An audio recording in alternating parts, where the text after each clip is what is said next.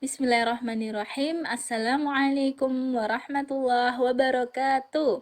Kelas 4, siap, semangat, pantang menyerah. Bagaimana kabarnya Ananda Soli dan Solihah kelas 4 hari ini? Semoga semuanya dalam keadaan yang sehat ya. Sebelum memulai belajar, mari kita awali dengan berdoa terlebih dahulu. Sikap berdoa dimulai. A'udzu billahi minasyaitonir rajim. Bismillahirrahmanirrahim. Raditu billahi rabba wa bil islami dina wa bi Muhammadin nabiyya wa rasula. Rabbi zidni ilman warzuqni fahma. Amin. Tidak lupa, Bu Latifah mengingatkan anak-anak selalu mematuhi 5M protokol kesehatan, yaitu rajin-rajin mencuci tangan, memakai masker, menjaga jarak, dan juga mengurangi mobilitas dan menghindari kerumunan.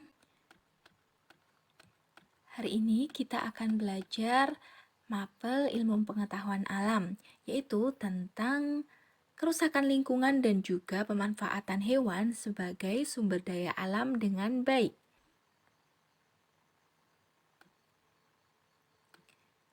Kemudian, yang pertama akan kita pelajari yaitu tentang kerusakan lingkungan.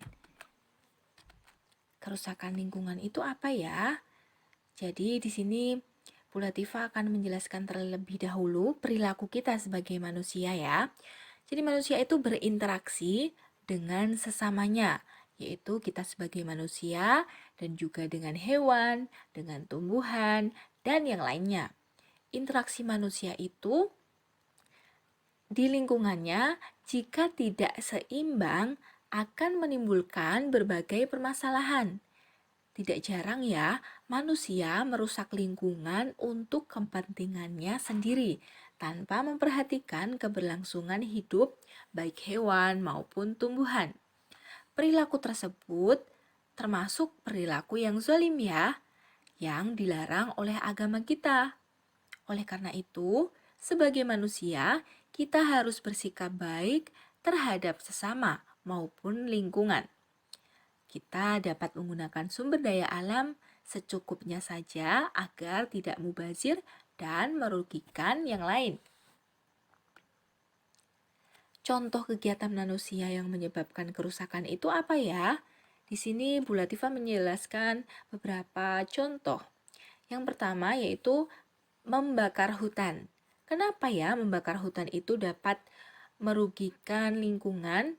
Ya, karena ketika kita membakar hutan dan hutan tersebut terjadi kebakaran ataupun kerusakan di dalamnya, maka hal tersebut akan mengakibatkan satwa-satwa yang ada di dalamnya seperti macan, kemudian ada ular, burung, dan lain-lain kehilangan tempat tinggalnya sehingga mereka tidak memiliki sumber makanan lagi.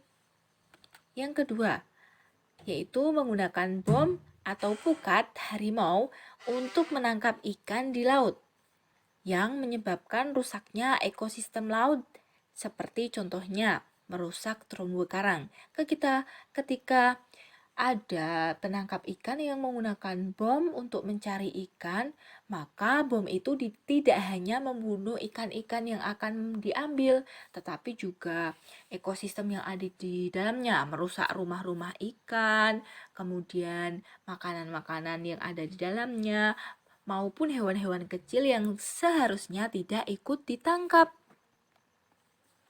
Ada lagi contoh kegiatan atau perilaku yang merugikan lingkungan, yaitu penebangan hutan liar.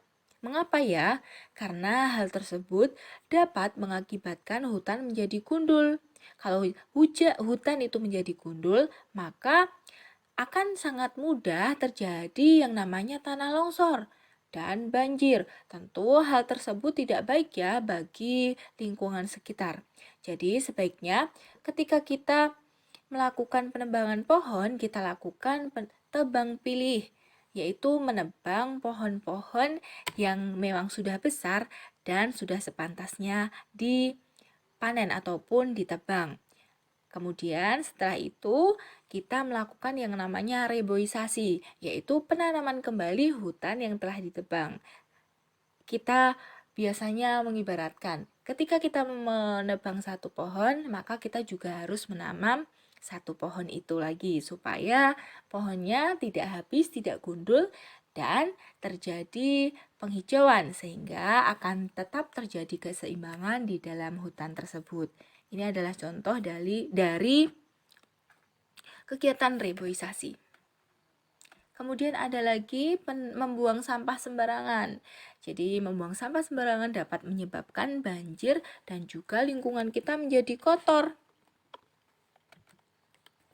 Nah, yang kedua, pemanfaatan hewan sebagai sumber daya alam. Di sini hewan itu kita manfaatkan sebagai bahan makanan, bahan obat-obatan, dan juga bisa dimanfaatkan tenaganya oleh manusia. Contohnya ketika anak-anak melihat zaman dahulu para petani menggunakan sapi untuk membajak sawahnya. Nah, ya ada beberapa contoh. Yang pertama, seperti ayam dan bebek di rumah, kita manfaatkan untuk diambil telur dan juga dagingnya, karena keduanya mengandung kandungan protein yang baik untuk pertumbuhan kita. Kemudian yang kedua, ada kerbau dan sapi yang dimanfaatkan untuk diambil daging dan tenaganya. Contohnya untuk membajak sawah. Yang ketiga, itu ikan koi, kucing, dan kelinci, yaitu kita manfaatkan untuk hewan peliharaan. Selanjutnya, selain dimanfaatkan sebagai hewan peliharaan, kita ambil sebagai sumber makanan, hewan itu juga ada peran yang lain loh, yaitu untuk menjaga keseimbangan alam. Apa ya itu keseimbangan alam? Bu Latifah berikan contohnya ya supaya lebih paham. Di sini ada ular. Ular di sawah biasanya mereka memakan tikus ya. Nah, ketika sudah memakan tikus, tikus itu biasanya memakan padi yang akan kita panen ketika akan kakek maupun ibu atau ayah kita panen. Nah, karena tikus itu memakan padi, maka padinya yang harusnya kita panen jadi tidak ada. Oleh karena itu, peran ular di sini memangsa tikus sehingga tikus yang ada di sawah menjadi sedikit ataupun tidak banyak sehingga padi dapat kita panen. Ular di sawah tersebut berfungsi untuk menjaga keseimbangan alam, yaitu keseimbangan jumlah tikus dan tanaman padi. Di sini ada gambarnya. Yang pertama, ini ada padi. Padi ditanam oleh para petani. Kemudian ketika sudah musim panen, biasanya tikus ini sangat suka memakan padinya, sehingga padi para petani itu habis dimakan padi. Akan tetapi, karena ada ular, ular itu biasanya memangsa tikus, sehingga tikus-tikus yang ada di sawah itu berkurang, sehingga padinya aman dari gangguan tikus. Nah, bagaimana ya jika keseimbangan itu tidak terjaga? Ketika keseimbangan itu tidak terjaga, contohnya tadi ular ya, ular ketika ular itu habis, maka tikus yang ada di sawah akan semakin banyak, sehingga padi akan habis dimakan tikus. Nih, ketika ularnya tidak ada, tikus akan menjadi banyak dan padinya tidak dapat dipanen karena dihabiskan oleh tikus. Keseimbangan alam harus kita jaga agar tidak menimbulkan masalah bagi manusia dan lingkungan. Contohnya, dengan tidak memanfaatkan hewan secara berlebihan. Yang kedua, menjaga habitat atau tempat hidup hewan. Yang kedua dan yang ketiga, tidak membeli barang yang berasal dari bagian tubuh hewan langka. Contohnya, tidak boleh membeli hiasan dinding yang terbuat dari tanduk badak bercula satu, karena hewan itu termasuk hewan yang dilindungi. Nah, sekarang setelah mendengarkan penjelasan dari Bu Guru, silakan anak-anak menuliskan 3 permanfaatan hewan yang ada di sekitar rumah ya. Dan juga tuliskan cara menjaga lingkungan yang ada di rumah. Bu Latifah tunggu anak-anak menulis di buku tulis IPA. Ditunggu sampai jam 9 malam ya.